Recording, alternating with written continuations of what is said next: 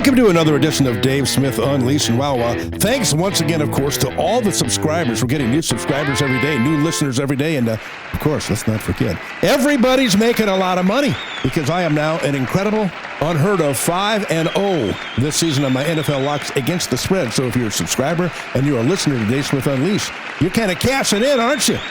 And, of course, I think last Sunday might have been my easiest lock of the year. Colts -7 at home against the Silver and Crap, the commitment to excrement, the Las Vegas Raiders. But all the buttons were pushed there.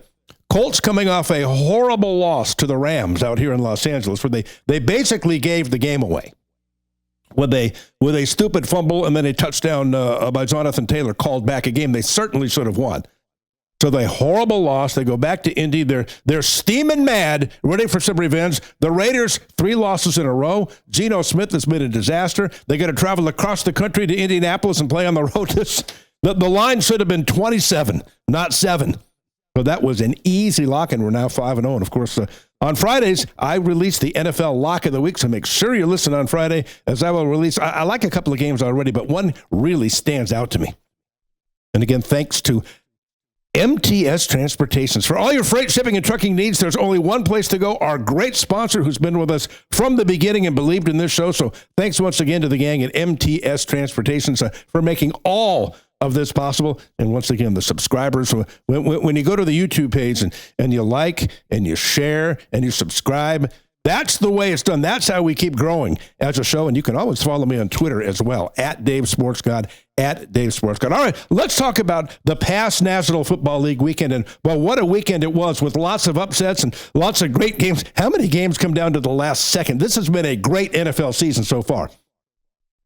But, unfortunately, let's start with a negative right from the beginning. Yes, I'm taking credit for being 5-0 against the spread with my NFL locks, which is a wonderful thing and making us all a lot of money.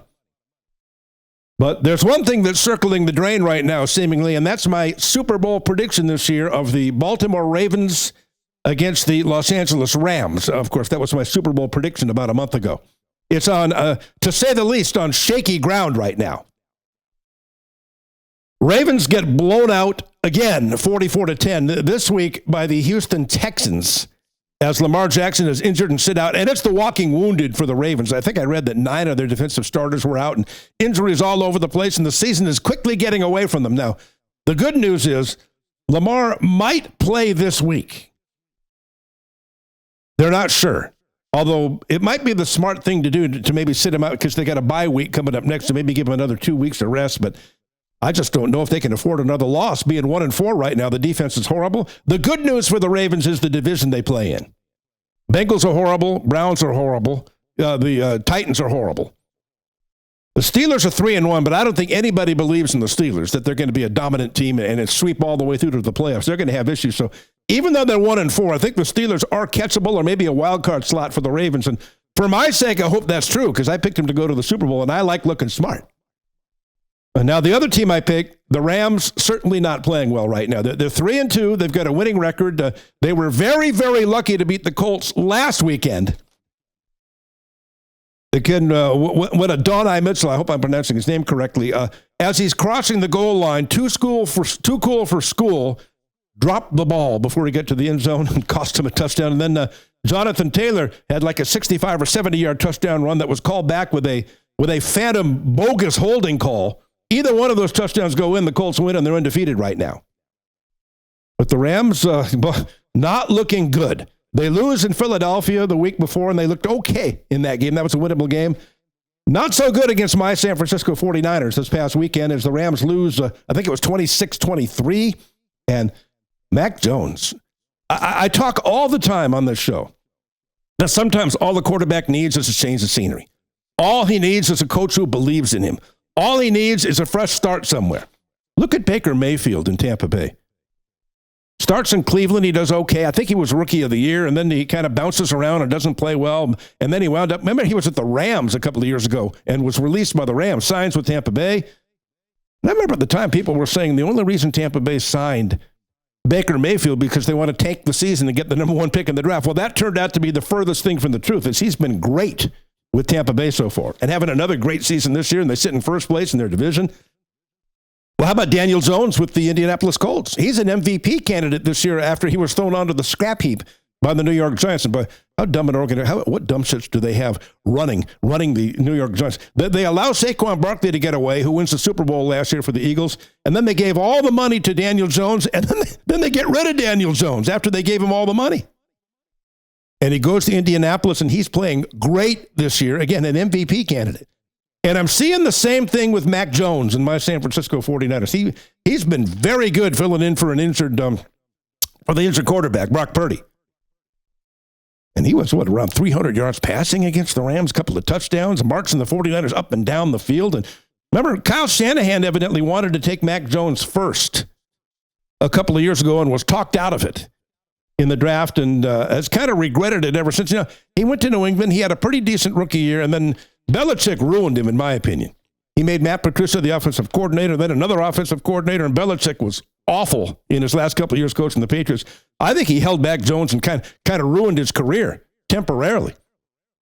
But a fresh start now with the 49ers. Boy, he looked good last week. And, we could have a QB controversy in San Francisco when Brock Purdy comes back because the 49ers are 3-0, 0-1 with Purdy starting at quarterback. They lost the game that Purdy started after he came back from the injury. So who knows? There could be a quarterback controversy as Mac Jones looks really good. The other team in Los Angeles, the LA Chargers, started out 3-0, but now 2 losses in a row. Not playing well, and losing to the Giants was really bad the week before last, 21-18. Then the Redskins come out here and beat them 27-10.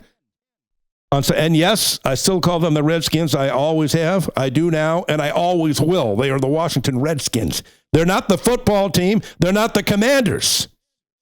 And if 90% of Native Americans are okay with the Redskins as the name, and they're asking the team to change the name back to Redskins, and President Trump asked them to do it, you know what? If Native Americans are okay with the name, we should be as well. It's none of our business. They're the Washington Redskins.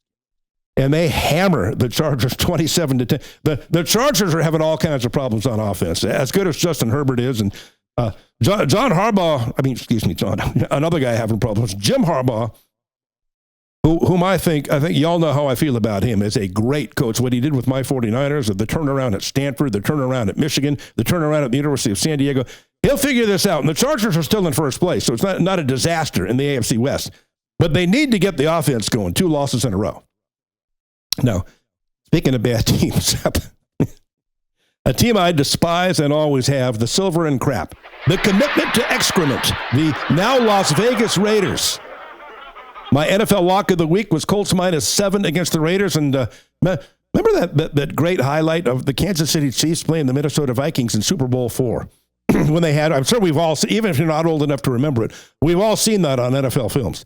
Hank Stram had a microphone on him on the sideline, the Chiefs coach. 64 toss power trap, 64 toss power trap. But the other one, remember they ran a couple of reverses on the Vikings and hit him for big plays, and he kept saying, this is like stealing. It's like stealing. Ha ha. And he did that laugh. Well, that's what I thought about my NFL lock last week. Colts -7 at home, coming off a horrible loss against a terrible Commitment to Excrement team.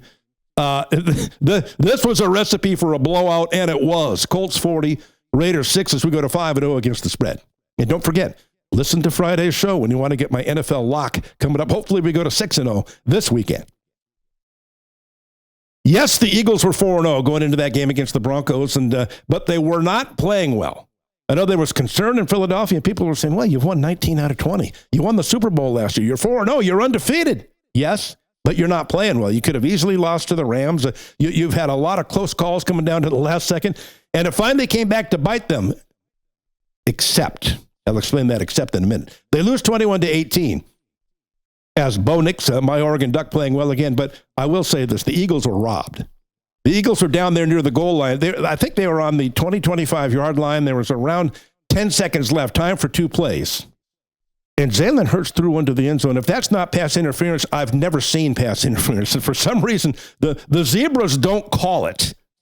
That should have been PI, Eagles first down on the 1 yard line, and then they win the game if that happens. They do the brotherly shove, and the game's over. Then they throw incomplete on 4th down as well. Even though Devontae Smith got his hands on the ball, they almost hit the Hail Mary there.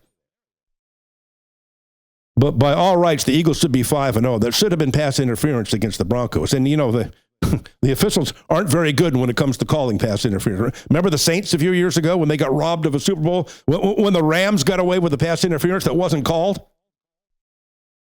How about Monday Night Football? Right, before we get to that, time to take a break, time to pay some bills, and let's hear from our great sponsor, MTS Transportations. Dave Smith Unleashed, brought to you by MTS Transportations. And mention the Dave Smith Unleashed podcast and get 20% off on your next shipment for all your shipping, trucking, and freight needs. There's only one business to call, and that's MTS Transportations at 800-640-6873. MTS Transportations, 800-640-6873. All right, we're back on Dave Smith Unleashed, and let's get to the Monday night game. Wow, was that another thriller coming down to the last second? Bills lose to the Patriots 23-21. How great a job is Mike Vrabel doing, taking over the New England Patriots, taking over for the mess that Bill Belichick left behind? They're 3-2 now. They're in playoff contention. They beat the Bills 23-20. And I loved Josh Allen after the game saying the offense was horseshit. That pretty much sums it up for the Bills and Josh Allen, and blaming himself as well. But the Patriots go into Buffalo after the Saints went into Buffalo last week, the week before, and almost upset them. And people were saying the Saints are the worst team in the NFL. Well, came back to bite the Bills this week as they lose 23-20 on a last-second field goal to the New England Patriots. And well, how good a job is Drake May doing as a second-year quarterback? He looks like he's going to be an NFL star. And I think this emphasizes again what a horrendous job Bill Belichick did in his last couple of years as the Patriots coach after Tom Brady left. Left the cupboard, made horrible decisions like Matt Patricia, a career defensive coach. He made him the offensive coordinator that set back Mac Jones probably 5 years. Belichick was horrible his last couple of years with the Patriots, and he's been awful this year coaching at North Carolina. It leads one to believe, well, maybe it was Tom Brady and not Belichick. Look at his record without Tom Brady as a starting quarterback over the years. I believe going into this season it was 93-109. And you watch that North Carolina team in college, they're unprepared, they're poorly coached, they're out of position. He can't manage the clock to save his life. His defense is awful. What he should do first is fire his son, Steve, as the defensive coordinator. I know he probably won't do it, but I think that's the first thing he needs to do. Fire Steve Belichick. And again, and I get tired of saying this, but I was right again, wasn't I?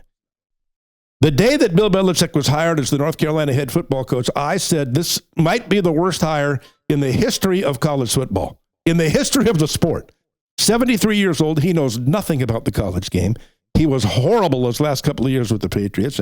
He's not qualified to coach college football. He's not going to get on a plane and recruit a bunch of 18-year-old kids and beg them to come to school there. He's going to think that's beneath him.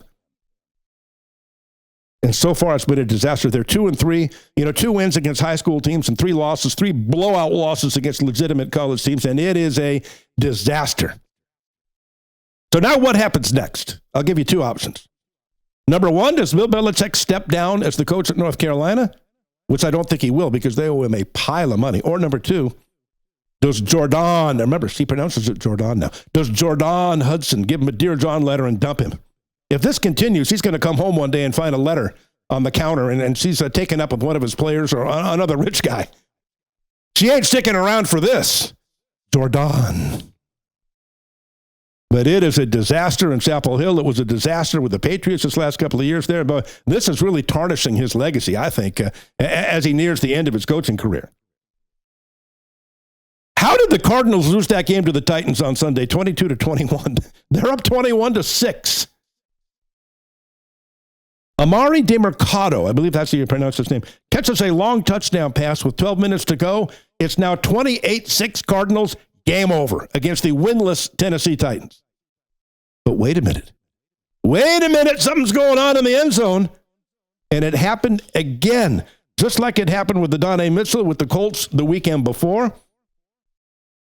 Amari DeMercado thinks he's too cool for school. He's all by himself. He's running toward the end zone. Around the 10-yard line, he starts to slow down. But look how cool I am. I'm going to slow walk my way into the end zone. And then there's a defender catching up with him that he doesn't see. And on the 1-yard line, he drops the ball. Well, look how cool I am. I'm going to drop the ball as they go into the end zone. I've done it again. And it was ruled a fumble. They would have gone up 28-6 and it's game over. But no, it's a fumble and a touchback. The Titans get the ball, and in the last 12 minutes, they scored 16 points, and they come from behind and beat the Cardinals 22-21. Kyler Murray said it was the worst loss of his career. And if I'm the coach, Mr. DeMercado would have been cut in the locker room after the game. I don't know why that isn't emphasized more with coaches. Why do players slow down as they're approaching the end zone? Why do they drop the ball on the 1-yard line before they go? Well, we know why. To a lot of these players, it's more important to look cool. It's more important to look good than to get results. And that's exactly what happened here. I mean, they got to tell these, you run all the way through the end zone, you run full speed through the end zone, and you don't drop that ball till you get past the back line of the end zone, and then hand the ball to the official.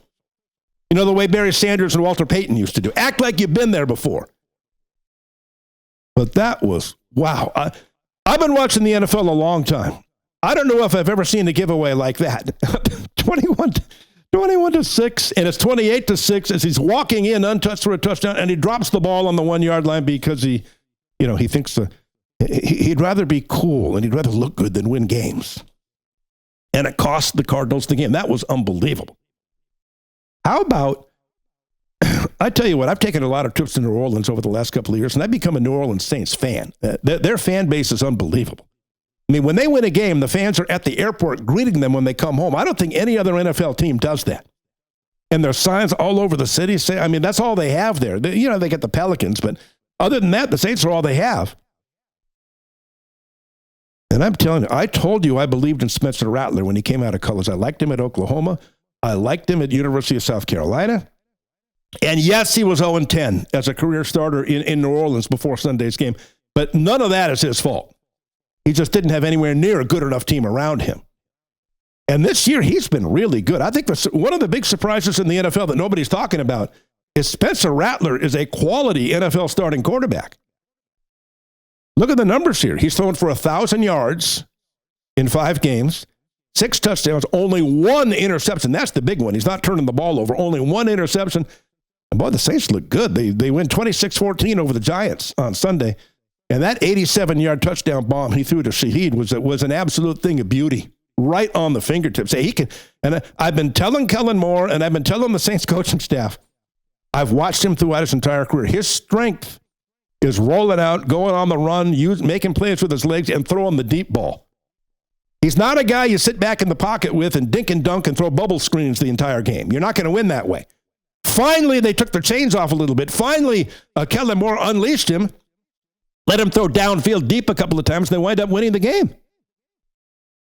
The Saints are 1-4. I've watched all their games this year, though. Their first 2 games, they easily could have won. They had a drop touchdown pass in the end zone in game 1. They had a drop touchdown pass in the end zone in game 2. If either of those balls are caught, they win both of those games.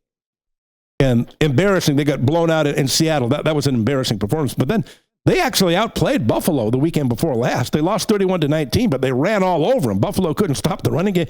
They look good. So I would say they're 1-4, but they could easily be 3-2. Take away those 2 drop touchdown passes, and they almost beat the Bills of the weekend before last. So they play hard. They play hard for 60 minutes, except for that Seattle game. So, this weekend they've got New England at home. Boy, I like the Saints in that game. I know New England just beat Buffalo on Monday Night Football, but you know the formula over the years for betting. When a team wins the late Sunday night game or the Monday night game, and it's an upset win, if they win on the road and it's an upset, late Sunday or Monday when they have a short week coming up, they almost never play well the following week, especially when they have to travel. And they've got to travel down south to New Orleans. I really like the Saints in that game. I haven't seen the point spread yet, but that might be one of the games I'm considering, although that would break my rule. Never bet on a bad team. Never bet on a losing team, because you know what? They have a losing record for a reason. That's because they'll screw you. They'll cause you to lose close games against the spread. So I tend not to bet on bad quarterbacks or bad teams. I always stay with good teams and good quarterbacks when I'm making the locks, which is why I'm 5-0 this year. How about the Toilet Bowl coming up this Sunday? The Raiders against the Titans. You talk about a bad football game. You talk about a game that nobody's going to watch. My good friend, the great Bert Sugar, the boxing writer, the boxing historian, very, very good friend of mine. I love Bert, who died a couple of years ago. That was a great loss to the boxing community. One time we were sitting next to each other at a fight in Vegas, and it was a really bad fight. In the main event, the fans were booing and, a lot of clutching and grabbing and holding. And he turned to me and he said, one of the greatest lines of all time. He said, tonight they should have let everybody in for free and charged them to get out. They'd make a fortune. I think that's going to be the case with the toilet bowl this weekend as they silver and crap. The commitment to excrement play the Tennessee Titans. And the Titans coming off a win. The Raiders, 4 losses in a row, a blowout loss to the Colts. And I like Pete Carroll. I think Pete Carroll's a great coach. He was a great coach in college. He won a Super Bowl with the Seahawks. And, when I was at, 1540 The Ticket in L.A. all those years doing local sports talk radio, we covered USC Trojans, and I did the Pete Carroll show once a week and went to practice once a week. He was a great guy. He was good to me. So I always pull for Pete because I like him because he was good for me. Good to me. But, boy, they got a long uphill struggle with this silver and crap team. And that Geno Smith signing looks like a disaster right now. 6 touchdowns, 9 interceptions so far. And they gave him a pile of money, and he has been a bust so far for the commitment to excrement. So we'll see. That's a real problem with the Raiders right now. How about the Sunday night football game coming up this weekend? Lions and Chiefs. How about that, huh? That is, wow. And the Chiefs, of course, coming off that Monday night game, the Chiefs and the Jaguars on Monday night, that was some game. And Trevor Lawrence made one of the greatest plays I've ever seen. They're down there inside of 20 seconds. They're down to the Chiefs. They need a touchdown to win. He's in under center. He drops back. He trips over his guard's foot, falls flat on his face, tries to get up, falls down again flat on his face. The ball is loose. The defenders are bearing down on him. Somehow he picks the ball up and then does a pirouette and turns straight right, breaks a tackle, turns the corner, breaks another tackle, and dives into the end zone. I think that's the greatest play of this young NFL season that Trevor Lawrence made. And the Jaguars go to 4-1. And how about the Chiefs now at 2-3?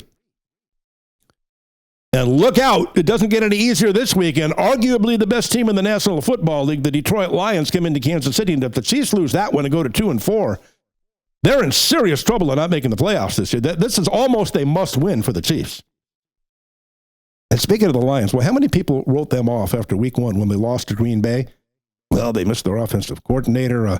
He's the head coach of the Chicago Bears right now, and lost the defensive coordinator, who's the new head coach of the Jets. But John Morton, the new offensive coordinator, the Lions are moving the ball again and rolling just like they did the last couple of years. And I think you got to give credit to Dan Campbell. It wasn't the offensive coordinator. It wasn't the defensive coordinator. Dan Campbell is a great coach, and he's a winning coach. And he's also my favorite coach of the National Football League, as I've said many times. 2 more final points I want to make before we go here on Dave Smith Unleashed, brought to you by MTS Transportations. I still hate the new kickoff rules. When is that going to change, Roger Goodell? The hypocrite Roger Goodell with his player safety nonsense, and as I've talked about on the past in this show, he doesn't give one rat's ass about player safety. All he cares about is profits. And the only reason he ever brought up player safety in the first place was because of that class action lawsuit the old-timers filed when they found out the NFL was lying to them about the long-term effects of concussions and withholding information. God, I hate this new kickoff rule. Everybody stands around until the guy catches it, and you can't do the surprise onside kick anymore, which is one of the most exciting plays in football, and you've got to declare you're going to try an onside kick. What kind of bullshit is that? You've got to declare an onside. Go back to the older. Here's what you need to do. You kick off from the 35-yard line, everything's going to be a touchback with the kicker so good these days. I say, instead of the new kickoff rules, move the kickoff back to the 25-yard line. That you want returns, you want the old rules back, and you're allowed to onside kick whenever you want. Go, move it back to at least the 30. I say the 25.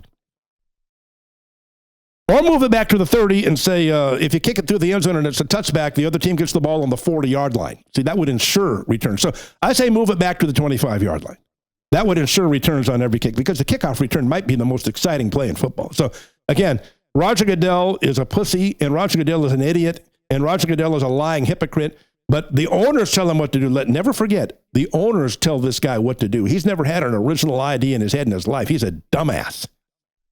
And here's one last thing I've always wondered. When there's a punt or a kickoff, and there's a flag thrown for illegal block in the back or holding, which there is on almost every kick nowadays, why does the offense take over 1st and 10? Let's say you're returning a punt. and you're called for holding or illegal block in the back. They move it back 10. Why isn't it 1st and 20, which it should be, right? First play of the series, it should be a 10-yard penalty, and it's 1st and 20. Why is it still 1st and 10? I've never had anybody explain that to me. So if you can, make sure you follow me on our YouTube page. Like, follow, and subscribe. Comment there. Or, of course, always you can follow me on X, @DaveSportsGod, @DaveSportsGod. And I'm always posting when the next show is going to be, what the topic's going to be, who the great guest is going to be. And again, thanks to all of you for following, for listening, for subscribing, for sharing, and for following me on X, @DaveSportsGod. And make sure you comment on the YouTube page as well. Like, comment, and subscribe. And don't forget, my NFL Lock of the Week coming up on the Friday show on Dave Smith Unleashed. So we'll talk to you then right here on Dave Smith Unleashed.